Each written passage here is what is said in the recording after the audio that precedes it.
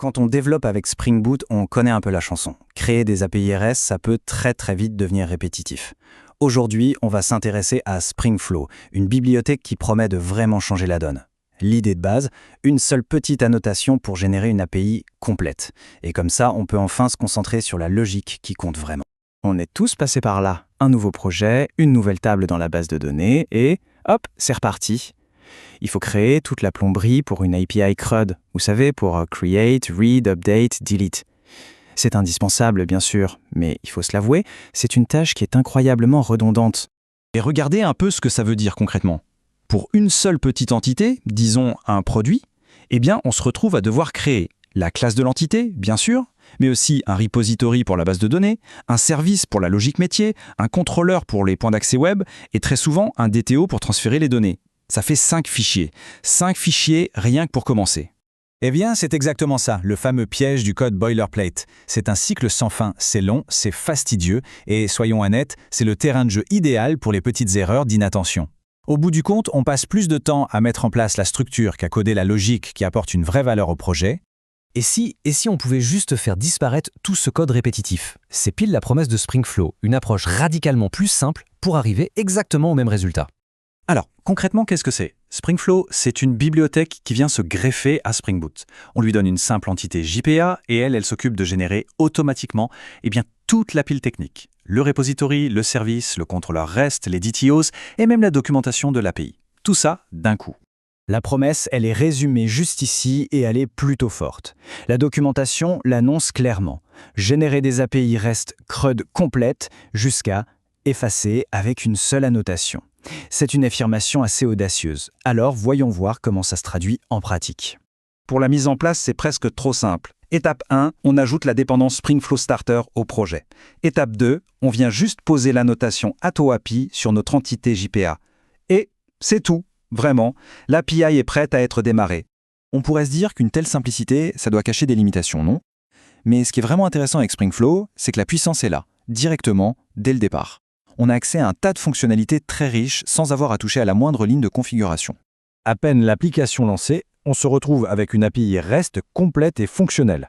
On a les 5 opérations de base, lister toutes les entités avec la pagination, en récupérer une seule par son ID, en créer une nouvelle, la mettre à jour et bien sûr la supprimer. Toute la base est déjà couverte. Mais en fait, SpringFlow va bien plus loin que le simple CRUD. La pagination et le tri sont gérés automatiquement. La validation des données, via les annotations standards comme add_non_blank ou add_min, est prise en charge. Les DTO sont créés à la volée et, cerise sur le gâteau, la documentation Swagger est générée automatiquement, ce qui veut dire qu'on peut explorer et tester l'API immédiatement. D'ailleurs, la gestion des DTOs automatiques est particulièrement bien pensée. On garde totalement le contrôle sur les données qui sont exposées. Par exemple, avec l'annotation @hidden, un champ sensible comme un mot de passe ne sera jamais visible dans l'API. Et avec @read_only, un champ comme une date de création sera bien affiché, mais il sera protégé contre toute tentative de modification. C'est simple et efficace.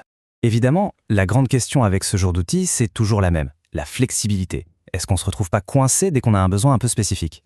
C'est justement là que SpringFlow se démarque, en proposant une manière très souple de reprendre le contrôle quand c'est nécessaire. C'est la question que n'importe quel développeur se pose et c'est bien légitime. Un CRUD de base, c'est super pour démarrer, mais les vraies applications, elles, ont toujours des règles métiers spécifiques, des validations un peu complexes ou des processus qui sortent complètement du cadre standard. La solution est en fait très élégante. SpringFlow, il se base sur une convention de nommage toute simple. Si on crée un de nos propres composants en le nommant par exemple Product Repository ou Product Service ou Product Controller, eh bien SpringFlow va le détecter automatiquement et il va l'utiliser à la place de sa propre version générée. Premier exemple, tout simple, on a besoin d'une requête un peu sur mesure pour rechercher des produits. Pas de problème. Il suffit de créer notre propre Product Repository et d'y ajouter nos méthodes. SpringFlow va l'utiliser tout en continuant de générer le service et le contrôleur pour nous. On ne remplace que la pièce du puzzle dont on a besoin. Allez, passons maintenant à la logique métier. Imaginons qu'on veuille envoyer un email juste après la création d'une commande. On crée simplement notre propre order service, SpringFlow le détecte, il l'utilise, et ça nous laisse le champ totalement libre pour implémenter notre logique spécifique pendant qu'il continue de générer le reste. Et enfin, pour les points d'accès eux-mêmes, si on a besoin d'une action très spécifique qui n'a rien à voir avec un CRUD, comme par exemple expédier une commande, on peut créer notre propre order controller. Et là où c'est vraiment puissant, c'est qu'on peut hériter du contrôleur de base de SpringFlow pour garder tous les points d'accès CRUD existants, tout en ajoutant les nôtres. On a vraiment le meilleur des deux mondes. Un outil comme celui-là, il est aussi intéressant par sa dynamique, par son évolution. Alors jetons un œil à ce que l'avenir réserve à SpringFlow, parce que le projet est clairement très actif et il a une vision à long terme. La feuille de route, elle, montre une progression très bien structurée. La phase 1, c'était les fondations solides du CRUD. La phase 2 a apporté des fonctionnalités plus avancées comme les filtres ou la sécurité. Et la phase 3, qui est en cours en ce moment, elle se concentre sur l'expansion de tout l'écosystème autour de l'outil. Et le futur, il s'annonce vraiment prometteur. Dans les cartons, on trouve une interface d'administration autogénérée, un outil en ligne de commande pour le scaffolding, le support pour d'autres bases de données comme MongoDB et même une intégration plus poussée avec les outils de monitoring de Spring.